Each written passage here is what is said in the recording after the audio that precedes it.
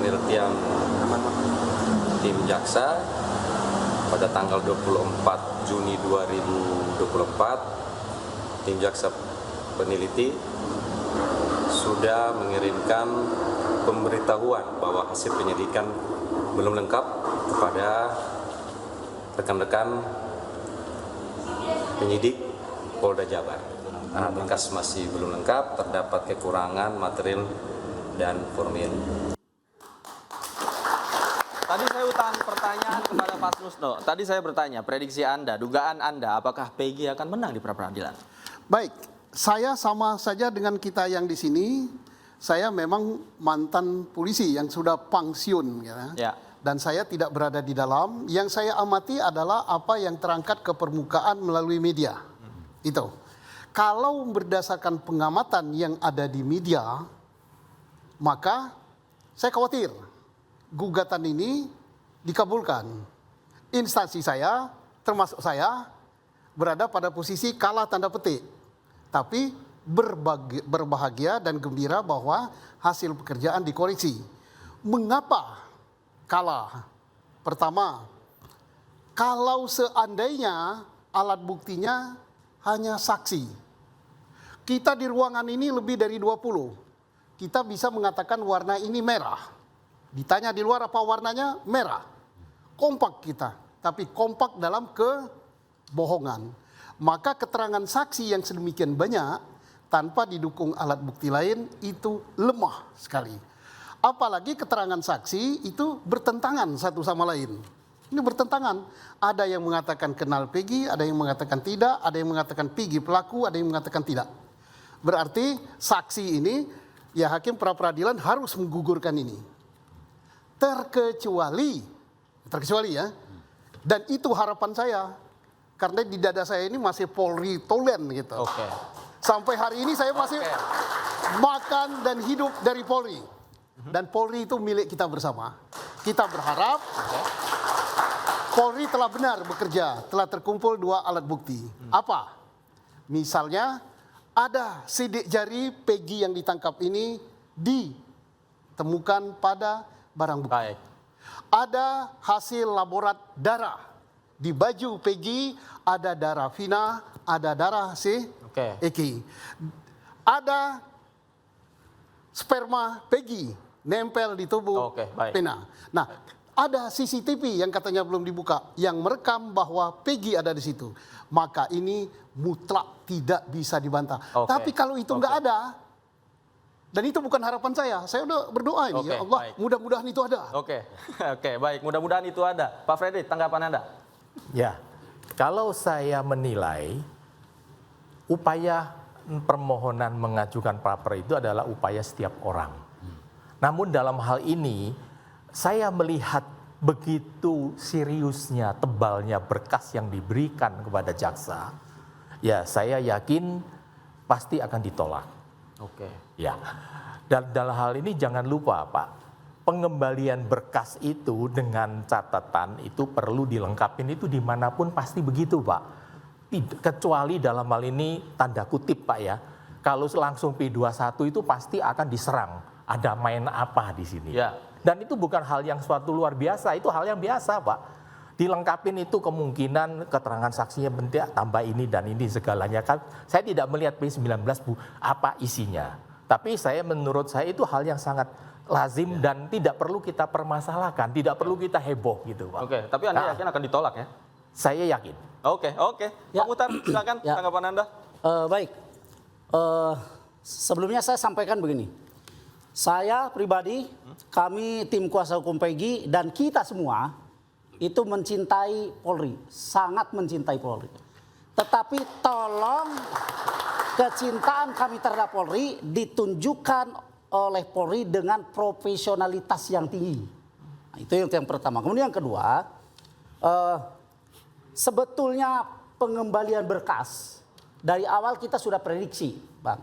Nah, kenapa kita sudah prediksi? Karena pertama, konstruksi hukum yang dibangun oleh pihak penyidik dalam hal ini adalah Kepolisian Daerah Jawa Barat itu sangat-sangat lemah. Ya. Kenapa? Karena kami meyakini bahwa menyematkan status tersangka, kemudian menangkap dan menahan klien kami yaitu PS, Peggy Setiawan, itu berdasarkan daftar pencarian orang. Yang mana di dalam DPO itu disebutkan nama Peggy alias Peron, alamatnya Banjarwangun, Kecamatan Mundu, tinggi 160, kulit hitam, rambut keriting. Nah, sementara Peggy klien kami adalah Peggy Setiawan, alamat Kepompongan, Kecamatan Talun. Kalau tinggi saya pikir relatif kalau orang Indonesia ya 160 begitu. Tapi rambutnya lurus. Jadi artinya dari daftar DPO dengan real orangnya ditangkap itu sangat tidak sinkron. Sehingga saya bilang konstruksi hukum itu sangat lemah. Kemudian yang kedua, berkas kenapa dikembalikan? Karena jelas belum lengkap. Nah, artinya waktu Polri menyampaikan berkas ke Kejaksaan Tinggi Jawa Barat dibarengi dengan penjelasan dari Kadif Humas Polda Jabar bahwa kami siap menghadapi pra peradilan. Bahkan kami sudah membentuk tim hukum. Terus apa arti itu semua? Kalau berkas dikembalikan. Berarti memang di dalam berkas itu kalau Pak Yunadi tadi bilang berkas tebal. Mau setebal apapun berkas dari ujung meja ke atas meja. Kalau memang di dalamnya belum lengkap. Salah satu di antaranya adalah alat bukti. Ya jelas kejaksaan tidak akan menerima kan itu. Baik. Kemudian yang ketiga, yang paling penting yang ketiga. Kenapa saya kembali lagi karena saya penasaran ya. Ini Polri kok mangkir dalam persidangan pertama gitu. Padahal nyata-nyata dan jelas H-1 Kadif Humas Polda Jabar menyampaikan bahwa kami siap.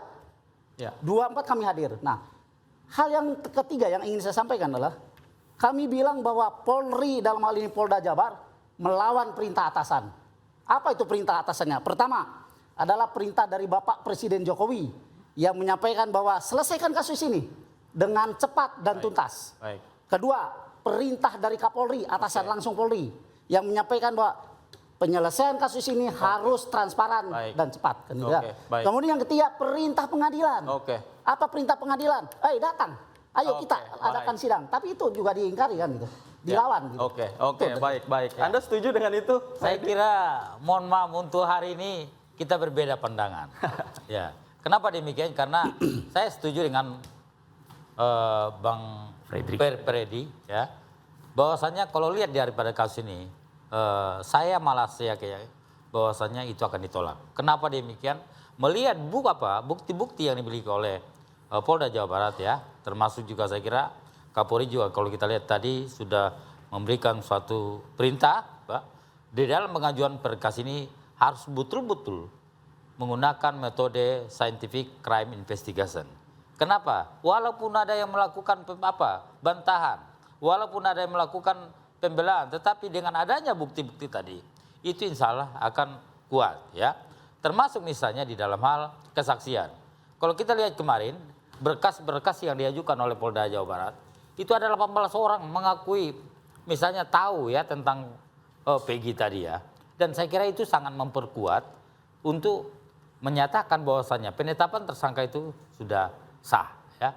Namun demikian tentu memang ya nanti ini semua akan dibuktikan di pengadilan ya. Tapi kan boleh kita ribut sekarang buktinya lemah. Nanti gitu. saya kira perkaranya lemah. Ciri-cirinya pun tadi dikatakan tidak sama, tidak identik katakan oleh betul. Kalau kami melihat bahwasanya polisi di sini tidak ingin berdebat di ruang publik, tetapi akan menyampaikan bukti-bukti itu nanti di pengadilan. Kita lihat saja nanti apa yang menjadi hasil. Ya, silakan. Instruksi. Silakan. saya sependapat Ada tapinya? bahwa tidak. tidak. Yang Oke, ditangkap silakan. itu betul 1000%. Jadi polisi tidak salah. Peggy. Kenapa harus dicari bukti KTP, harus dicari bukti sidik jari, harus dicari bukti saksi untuk menuduh atau untuk menentukan dia Peggy? Enggak perlu. Ibunya sendiri mengatakan ini Peggy Setiawan. Terus bapaknya mengatakan Peggy Setiawan.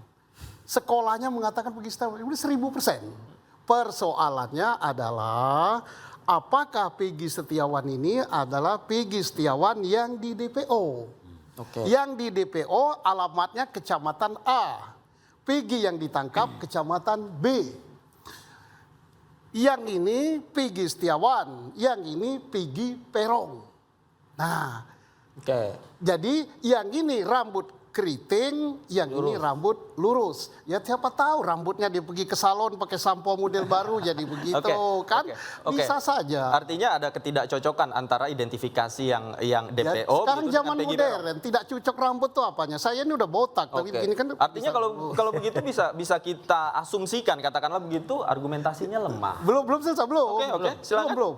Itu kan baru tentang Peggy. Ya, berarti silakan dinilai. Nah, yang kedua, apakah Peggy yang ditangkap ini adalah pelaku apa bukan? Yang sudah diajukan oleh penyidik, oleh junior-junior saya itu adalah saksi. Nah, saksi bagaimana kondisinya sudah saya sampaikan tadi, saling bertentangan. Tetapi jangan senang dulu saling bertentangan ini bahwa itu gugur. Siapa tahu besok dibuka di almari besi atau almari Baik. Polda Jabar, ini loh Oke. rekaman CCTV-nya. Ini loh hasil laboratnya. Kita kan nggak tahu ini. Oke, baik. Itu taktik kesebelasan U23 saja disembunyikan. Baik, baik. Apakah 321, apakah 11. Oke, Ini baik. sama. Baik. Pak Fredrik, singkat saja tanggapan Anda. Ya, menurut saya satu hal, ya, penyidik itu tidak akan memberikan bukti materialnya kepada PH, termasuk saya. Saya waktu membela orang, saya mati-matian minta, dia bilang nanti kamu baca di waktu sidang. Saya angkat-angkat. Tidak akan memberitahukan kita. Dan itu merupakan wewenang daripada penyidik. Tidak ada bocoran. Iya, dan bagaimana ada seperti error in persona. rekan Edi ya namanya, maaf ya. Pak Muhtar. Oh Pak Mukhtar, sorry. Oh, maaf. Rekan Mukhtar dia mengatakan bahwa apa yang disajikan itu kurang bukti dan sebagainya. Saya waktu jadi PH, saya juga begitu. Wah penyidik nggak benar, penuntut umum nggak benar, pasti kita akan mencari kelemahannya. Tetapi kan fakta nanti akan dibuktikan. Jadi bila suatu ketika prapernya ditolak permohonannya, ya hadapin aja Pak, buktikan satu-satu dibantah Pak, tidak perlu kecil hati gitu Pak. Dan jangan lupa satu hal Pak yang saya beritahukan, andai kata praper ini dikabulkan, sprindik kedua keluarin lagi Pak, sama aja kan Pak, nggak akan beda, di mana-mana itu begitu Pak. Jadi nggak perlu senang-senang gitu Pak. Polanya sama, Bu? Sama Pak, begitu itu Pak. Ya jadi itu semua sama Pak. Oke. Sprindik baru nanti orangnya dibalik depan ke belakang, belakang ke depan, pasalnya dirobah sedikit, udah sprindik dua, langsung lagi keluar lagi, tangkap lagi kan Pak, sama Pak. Jadi suatu hal Pak yang kita cari itu adalah kebenaran fakta material Pak. Oke, jadi jadi kita bukan saya gini melihat ya. formilnya Pak. Biar Oke. rame dikit. Oke, Pak Suso ditahan dulu ya, ditahan dulu karena kita harus break nih. Bapak-bapak, usai jeda kita lanjutkan kembali. Pemirsa, interupsi masih akan kembali usai jeda berikut. Jangan kemana-mana. Sesuai judulnya.